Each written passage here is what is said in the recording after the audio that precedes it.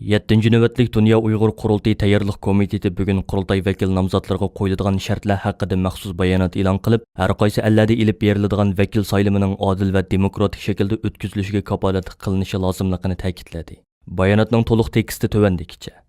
Dünya Uyg'ur Qurultayıning 7. navbatlik vakillar qurultayini 2021 11 oyning 13 kunidan 14 kunigacha Chexiyaning poytaxti Pragda o'tkazish qaror qilingandan keyin har qaysi tashkilotlarning mas'ullari, jamoat arboblari va qurultayning xizmatchi xodimlaridan bo'lib 40 dan ortiq kishidan tarkib topgan qurultay tayyorlik komiteti 5 xizmat komissioniga bo'linib o'zining xizmatlarini rasmiy yo'sinda boshladi.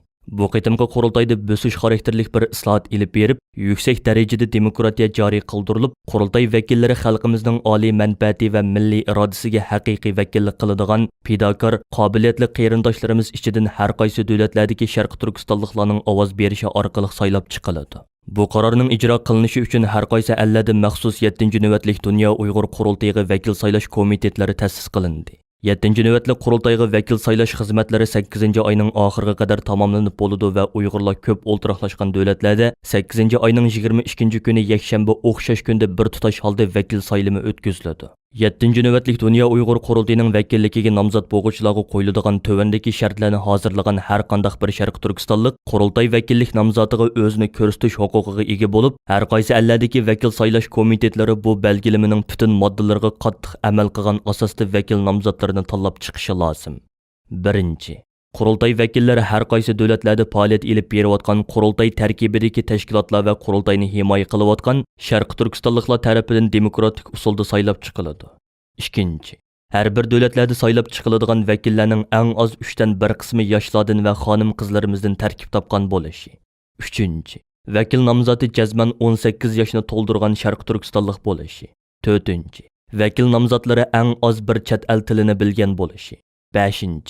Vatan, millat söygüsü kuchlik, milliy da'vo sepimizda minnatsiz fidokorlik ko'rsatish ruhiga ega bo'lishi, Dünya Uyg'ur Qurultayini qizg'in himoya qiladigan, qo'llaydigan kishi bo'lishi, qurultay topshirgan vazifalarni aktivlik bilan o'rindaydigan bo'lishi. 6.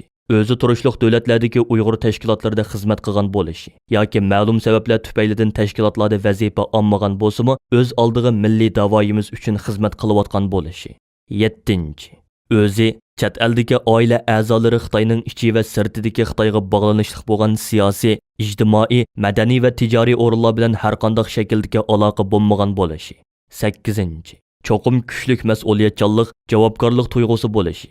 Iltimos qilgan vazifaga saylangan yoki tayinlangan taqdirda vazifa olgan muddat ichida o'zi mas'ul soha haqida tafsiliy plan programma tuzib chiqa oladigan va uni jonliq shaklda ijro qila oladigan iqtidorga ega bo'lishi lozim.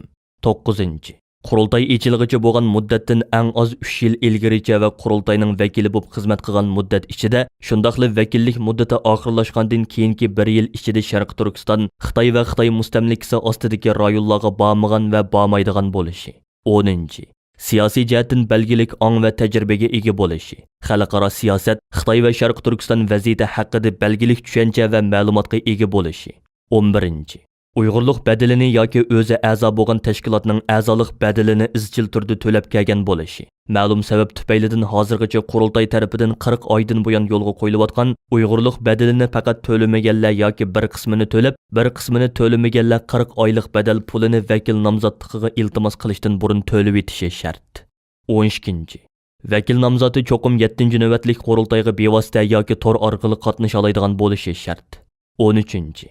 Yuqorqi shartlarni hozirlagan Sharq Turkistonlik qarindoshlarimiz o'zini 7 oyning 31 kunidan burun vakil nomzodligiga ko'rsatib bo'lishi lozim. 14. Vakil nomzodlari qurultay tarafidan tayyorlangan vakilligi iltimos qilish jadvalini to'ldirib, o'zi turishliq davlatligi saylam komitetiga belgilangan muddat ichida topshirishi kerak.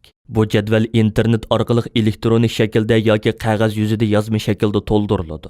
Bu jadval har qaysi davlatlardagi saylam komiteti tarafidan ta'minlanadi. Har qaysi davlatlardagi tashkilotlar, vatanparvarlar, jumladan barcha vatandoshlarimizni 7. qurultayimiz uchun hozirdan boshlab jiddiy safarbarlikka kelishga. Buning uchun joylarda ilib beriladigan qurultay vakillik saylimidan tortib, oxirgi qurultay rahbarlik saylimigacha, qurultaydagi erkin muzokaralardan tortib, strategiyalik qarorlarni ilishgacha bo'lgan butun jarayonlarga aktiv ovoz qo'yishga. Bu qurultayning xalqimizning navbatdagi haqiqiy orzu, istaklari va talab javob beradigan xalqaro saviyadagi g'albilik bir qurultay bo'lib o'tishiga o'z hassalarini qo'shishga chaqiramiz. hurmat va ehtirom bilan 7-navbatlik Dunyo Uyg'ur qurultiyi tayyorlıq komiteti